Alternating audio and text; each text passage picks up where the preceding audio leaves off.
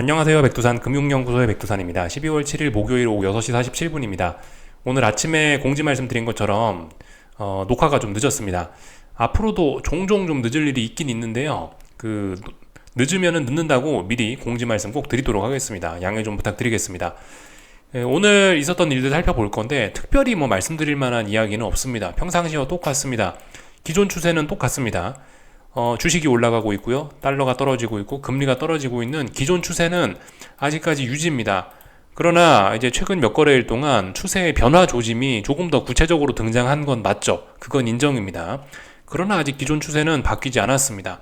기존 추세는 바뀌지 않았기 때문에 사실 일반적인 투자자 같은 경우는 신호등에 불 들어오면 움직이라 말씀드리죠. 이게 불 들어온 겁니까? 불 들어온 건 아니다 라는 겁니다. 지금은 굳이 비유를 하자면 노란불 정도는 좀 들어와 있다라고 생각이 돼요. 근데 이 신호등이 일반 세계와 금융시장의 신호등이 좀 체계가 좀 다릅니다.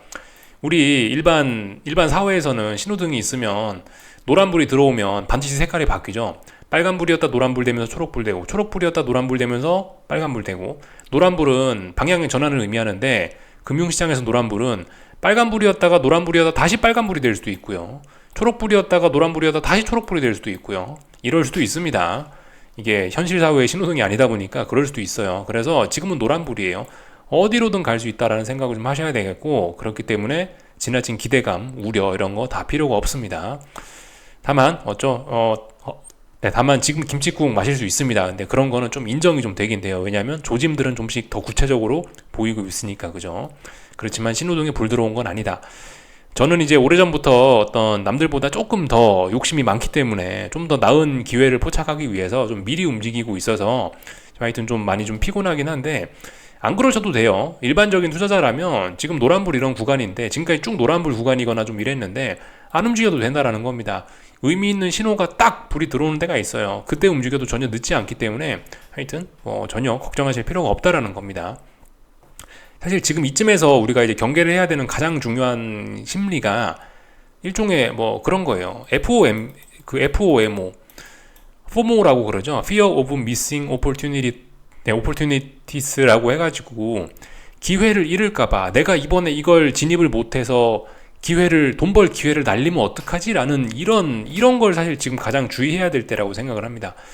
말씀드렸죠. 버스는 아직 떠나지 않았다. 버스는 언제든지 온다. 그런 이야기를 좀 드리고 있는데요. 지금 그래서 제 생각에 가장 우리가 좀 주의를 해야 될 건 이거라고 생각을 해요. 지금도 사실 여기서 방향전환 된 것도 아니라는 말입니다. 지금 이제 저는 방향전환 이야기를 하고 꽤 오래전부터 하고 있던 사람이라 좀 그렇긴 한데, 이게 방향전환이 될지도 아직 될지 안 될지도 모르는 상황인데, 여기서 이게 나를 빼놓고 차가 출발하면 어쩌지, 그런 이야기를 하고 있으면 이건 좀 그죠? 정석적이지는 않다. 별로 좋은 태도는 아니다.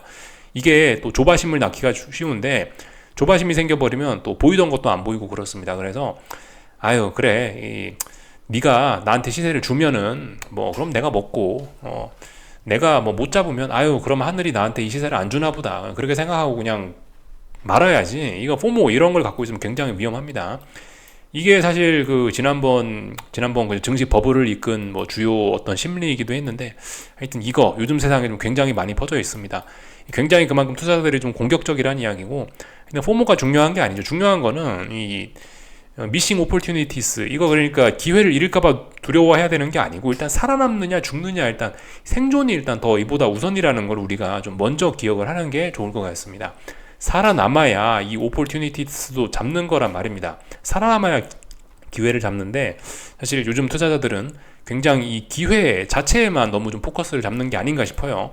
살아남아야 기회가 있는 건데 생존 자체는 잊어버리고 지키는 거는 잊어버리고 모두 이 기회에만 집중을 하는 좀 그런 경향이 요즘 좀 굉장히 강한 것 같습니다. 근데 일단 살아남아야 기회도 잡을 수 있다는 걸 우리는 한 번 더 좀 기억을 해야 될 것 같아요. 그래서 하여튼 그렇게 생각하시면 편하다 이거예요.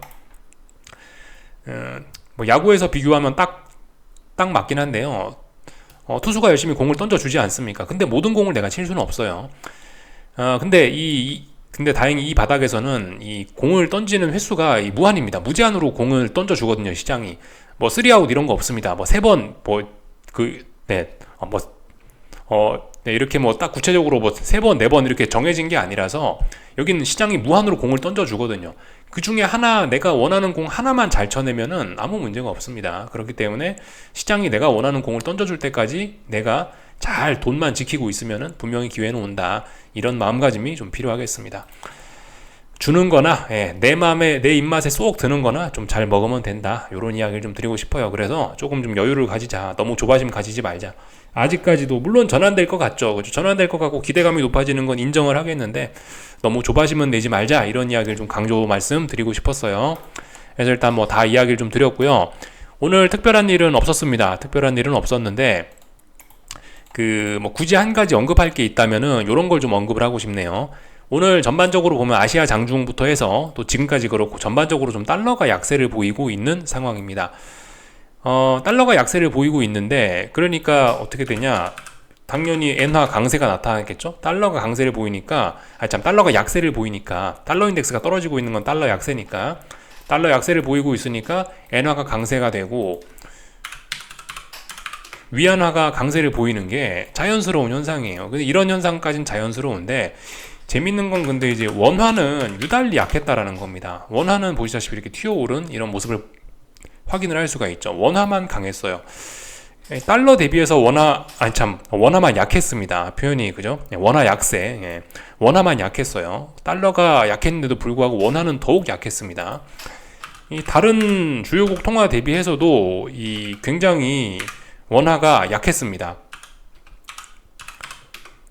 N1 환율도 지금 보시면 911원까지 오늘 대폭등을 했죠. 이런 거 보시면 원화가 굉장히 약하다라는 걸 알 수가 있어요. 이거는 사실 뭐 특별한 이슈가 있어서 원화가 약하다라고 생각하기는 좀 어려울 것 같습니다. 제가 좀 전에 녹화하기 전에 여러 가지 이슈를 찾아봤지만 딱히 원화 약세를 정당할 만한 이슈는 없었던 것 같고요. 지금 이렇게 원화가 약세가 나오는 거는 제 생각에는 투기적인 요인과 기술적인 요인이죠. 기술적인 요인, 투기적인 요인과 또 그리고 어쩌면 이런 것들이 그 제가 말씀드렸던 기존 추세가 변할 수 있다라는 어떤 신호 정도라고도 뭐 그 정도로 해석 정도가 가능할 것 같습니다. 아시다시피 한국 원화 자산은 어떤 특징을 가지고 있냐. 한국이란 나라가 워낙 무역 의존도가 높은 나라다 보니까 세계 경제가 찔끔 좋아지면 왕창 한국 경제는 좋아지고, 세계 경제가 찔끔 안 좋아지면 한국 경제는 왕창 박살이 납니다. 이런 세계 경제에 굉장한 민감한 특성을 갖고 있기 때문에 금융시장에서도 이런 특징이 그대로 나타나는데, 원화는 그래서 제가 이런 표현 드리죠. 탄광 안에 카나리아와 같은 게 원화 자산이다. 원화, 한국 주식 이런 거다. 라고 말씀을 드리고 있는데, 약간 좀, 그죠? 제가 말씀드린 어떤 이런 오늘 원화 약세는 어떤 이런 기존 추세의 변화 가능성을 알려주는 어떤 그런 하나의 작은 신호가 아닐까 정도로 보시고 넘어가시면 될 것 같아요. 그래서 이 정도만, 이걸 오늘 이 정도 내용만 좀 말씀드리면 될 것 같습니다. 사실 기술적인 측면에서 보면요, 여기가 중요한 저항이었는데, 보시면 어떤 이유에서인지는 모르지만 시작부터 이거 N1 환율입니다. 시작부터 이 중요한 자리를 갭상승해서 출발하더니 원웨이 상승 나왔어요. 왜 원웨이 상승 나왔냐? 지난번에 사실 이 부분이 좀 급락을 했었던 여기 정도까지는 어떤 매물대가 별로 없는 자리이긴 하거든요. 사실 근데 사실 이렇게 매물대인데 전부 다 하여튼 뭐 약간 알 수 없는 이유인데, 하여튼 중요한 저항을 돌파하는 시작부터 강력한 매수세가 등장하니까 급등을 했다. 그냥 이 정도로 투기적인 이유에서 보는 게 일단 좋을 것 같긴 합니다. 근데 분명히 이 자리 돌파 한 짝 한 거 맞죠? 돌파 한 짝 했으니까 뭐다?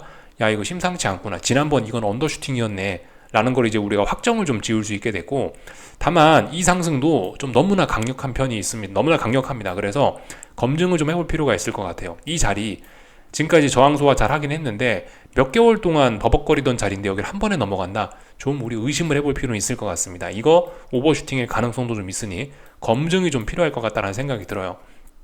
일단은 눈에 보이는 대로 해석은 하자고요. 아, 상승 추세로 전환됐다. 본격적인 어떤 원화 약세의 시작인가 보다. N화, 그죠? N1 환율에서 이 원화 약세의 시작인가 보다. 라고 일단 받아는 드리는데 몇 거래일 정도 확인은 좀 해봐야 될 것 같습니다. 이거 제 생각엔 오늘 급등이 좀 세서 확인이 좀 오래 걸릴 수도 있어요. 그래서 하여튼 이런 부분 좀 잘 봐야 될 것 같습니다. 해석을 좀 제한적으로 해야 될 것 같아요. 일단 위쪽으로 올라간다. 다만 확인은 좀 많이 해봐야 될 것 같습니다. 그래서 일단 여기까지 좀 말씀을 드렸고, 그죠?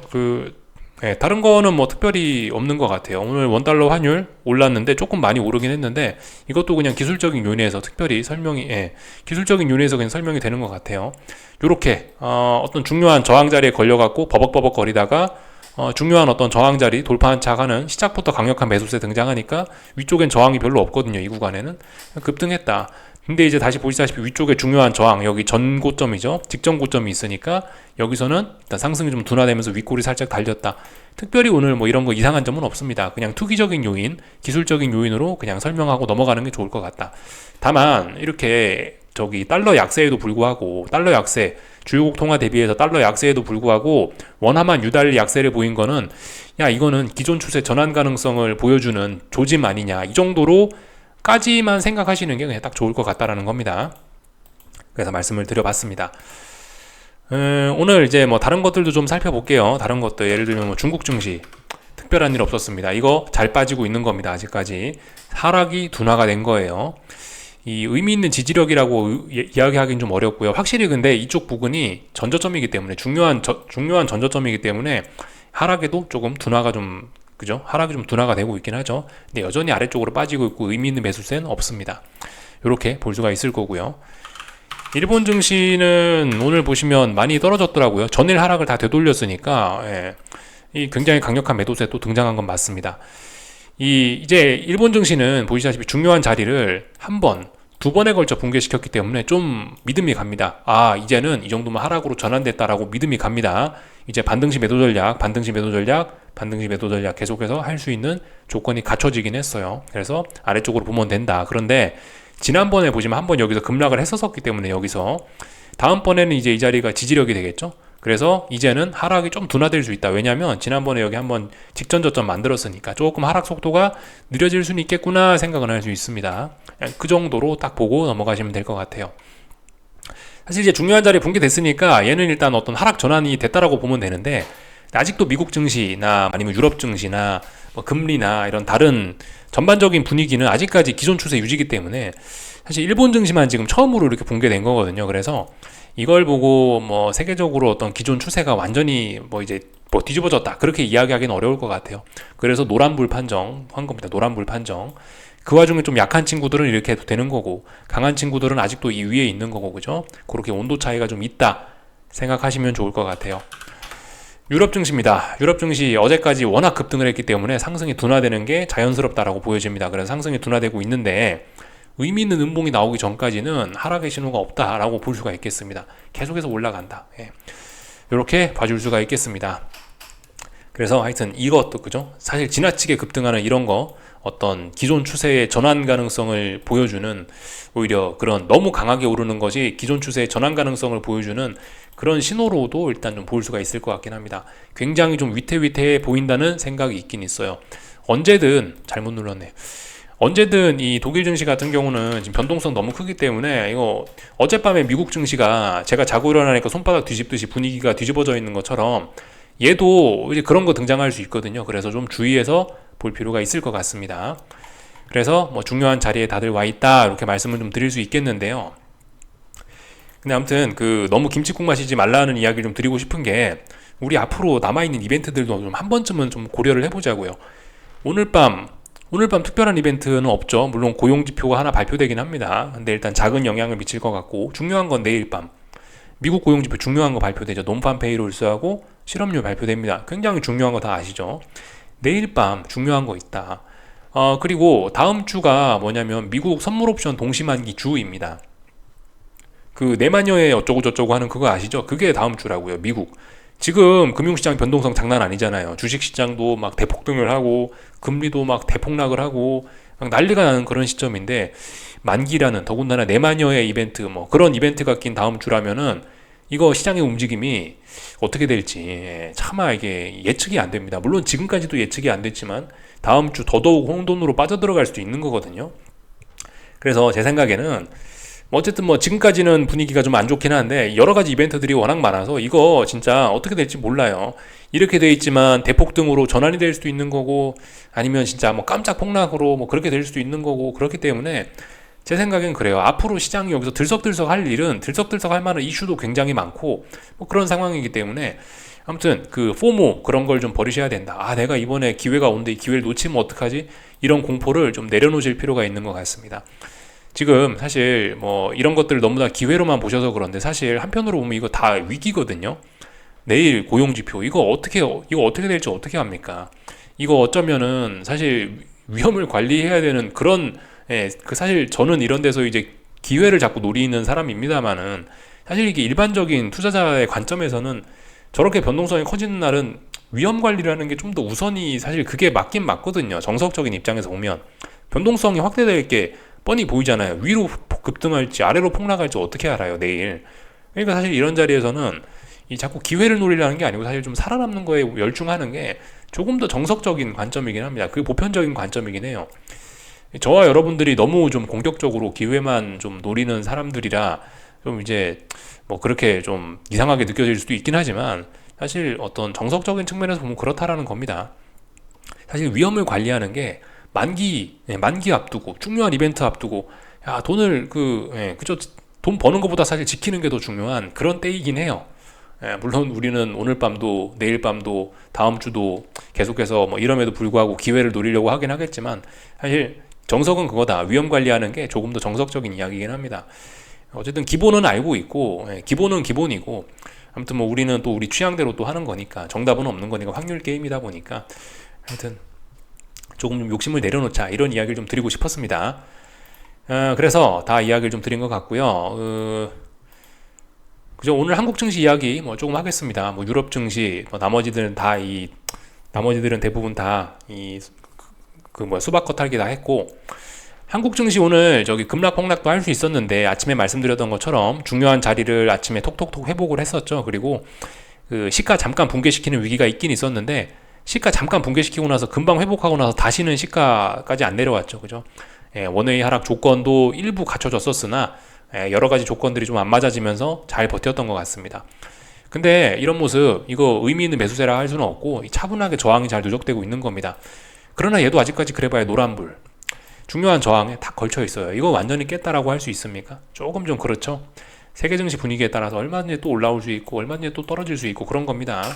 하여튼 그래서 야 뭐 내가 오늘 뭘 못했네 아이고 아쉽다 이거 마감을 봐라 여기서 꼭대기에서 뭘 했으면 얼마나 좋았냐 싶지만 사실 이게 그 확률 게임이다 보니까 오늘의 실수가 내일의 어떤 복으로 다가오는 수도 있고 전화위복이라 하지 않습니까? 그죠? 오늘 내가 진입 못했던 게 오늘은 뭐 슬프지만 내일 알고 보니 그게 좋은 일로 다가올 수 있는 거고 오늘의 뭐 성공이 내일 나쁜 일로 오늘의 성공이 내일의 실패로 다가올 수도 있는 거고 그렇기 때문에 하여튼 뭐 너무 그렇게 그런 감정에 좀 깊게 빠지시는 너무 그런 감정에 깊게 빠지시지는 않으셨으면 좋겠다라는 이야기를 좀 드리고 싶습니다. 하여튼 반등시 매도 전략 계속 해나가시면 되긴 되는데요. 아직까지 의미 있는 신호, 야 이거다 싶은 그런 신호는 등장하지 않았습니다. 아직까지도 사실 이거 눌림시 매수가 맞긴 맞죠. 아직 중요한 지지선에 걸쳐 있으니까 아직까지는 그래 눌림시 매수 그래 지지력 나왔으니까 그래 약한 지지력이지만 있으니까 눌림시 매수 아직까지는 이런 이야기 할 수 있습니다. 그래서 좀 아직까지 애매한 그런 상황이 이어지고 있다 말씀드리면 될 것 같아요. 코스닥은 저기 지지선 여기가 좀 중요한 지지선입니다. 그나마 이날 종가 21일날 종가 기준으로 생각하시면 돼요. 21일날 종가 기준으로 해서 하나 둘 셋 넷 다섯 여섯 일곱 7거래일 동안 어딘가를 못 넘다가 넘어갔죠. 이 자리가 중요한 라인이구나 라는 걸 알 수가 있고 이 자리 붕괴되면 아래쪽으로 레벨 다운 되는구나 이렇게 생각하시면 되겠습니다. 그래서 뭐 다 말씀드린 것 같아요. 그죠? 원달러 환율 받고 뭐 다들 나머지 뭐 애매한 모습들 보이고 하이닉스는 오늘 그 여기 중요한 어떤 이런 자리들 붕괴가 되면서 일단 여기가 저항 덩어리가 됐네요. 삼성전자는 아직은 아니죠. 이 정도 자리는 붕괴돼야 여기가 이제 저항 덩어리가 되면서 여기가 꼭지가 됩니다. 이런 모습들 참고하시면 될 것 같고요. 에코프로 친구들은 뭐 특별히 드릴 이야기가 없네요. 좀 애매한 뭐 그런 구간이라서 딱히 뭐 드릴 이야기는 없네요. 여기서 패스하고요. 하여튼 오늘 밤에도 열심히 보긴 볼 겁니다. 저는 뭐 어젯밤에 일단 기회를 한번 삐끗했기 때문에 근데 뭐 말씀드렸다시피 제가 좀 전에 말씀드렸다시피 어젯밤 삐끗했던 게 오히려 오늘 밤 또 복으로도 다가올 수도 있고 그런 거예요. 이게 세상 일 어찌 될지 모르기 때문에 계속해서 비상근무는 좀 쓸 예정이고요. 그 잘 잡으셨던 분들도 어느 정도 좀 손절 기준은 좀 가지고 이 계속 어쨌든 위험 관리를 좀 타이트하게 해 나가야 되긴 합니다. 지금 안심하실 때는 아니에요, 여러분들이. 예를 들어서 뭐 내가 뭐 나스닥 16,200에서 하방을 진입했다. 그러면 조금 안심해도 될지 모르겠지만 대부분 지금 16,000 언저리에서 하방 진입하셨던 분들은 아직까지도 조금 좀 긴장을 하셔야 될 필요가 있습니다. 아직 시장 어떻게 될지 모릅니다. 지금 노란불입니다. 그리고 금리는 그 어젯밤까지 한번 급락을 했었기 때문에 지금 약간 좀 투매가 한 두세 번째 투매가 진행되고 있다라는 생각이 좀 있긴 있거든요. 10년물 국채금리인데 지금 보시면 지난 2거래일 동안 이 좀 제법 낙폭이 좀 컸어요. 이렇게. 그래서 이 좀 투매가 지금 좀 나오는 과정이 아니냐라는 생각이 들고요. 그래서 오늘 밤 조금 좀 금리를 조금 더 주목해 볼 생각이 있습니다. 증시 격언에서 뭐 두 번째 투매는 받아라, 세 번째 투매는 받아라 그런 이야기 있죠. 약간 그런 관점으로 봐서 어떤 금리 상승에 베팅할 수 있는 찬스가 오늘 밤 오지도 않을까 싶어서 금리 쪽을 조금 더 좀 자세히 좀 볼 생각이 있습니다. 요까지 일단 말씀드리겠습니다. 궁금한 거 리플 남겨주시고요. 내일 아침에 뵙도록 하겠습니다.